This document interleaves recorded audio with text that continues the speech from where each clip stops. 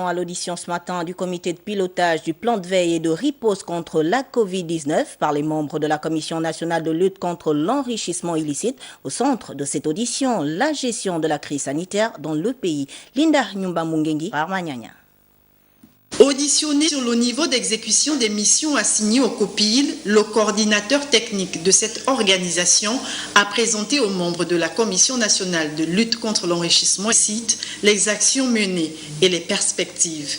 Le bilan des 4 mois de la riposte n'était pas en reste au cours des échanges. Aujourd'hui, je pense que ce bilan, au jour où nous sommes, est satisfaisant. Donc j'espère que ça va continuer dans ce sens.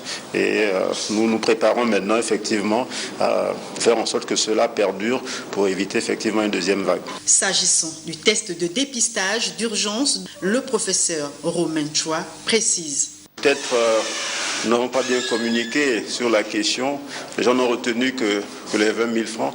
Mais les 20 000 francs en réalité sont liés au fait qu'il y a quand même une proportion de la population, effectivement, qui ne souhaitait pas entrer dans le dispositif qui avait été mis en place en matière donc d'accueil dans nos structures, de longues files d'attente, de l'aide des résultats. Donc ils nous ont effectivement sollicité pour savoir si on ne pouvait pas leur mettre un service adapté à l'accueil, à leur situation, d'accord? Mais ce service, c'est ça qui coûte 20 000 francs, c'est pas le test. S'il fallait effectivement facturer le test, nous serons donc à plus de 50-60 000 francs. Au-delà de la question de gestion de la pandémie, la Commission nationale de lutte contre l'enrichissement illicite a rappelé au COPIL l'importance de la déclaration des biens, un exercice réglementaire.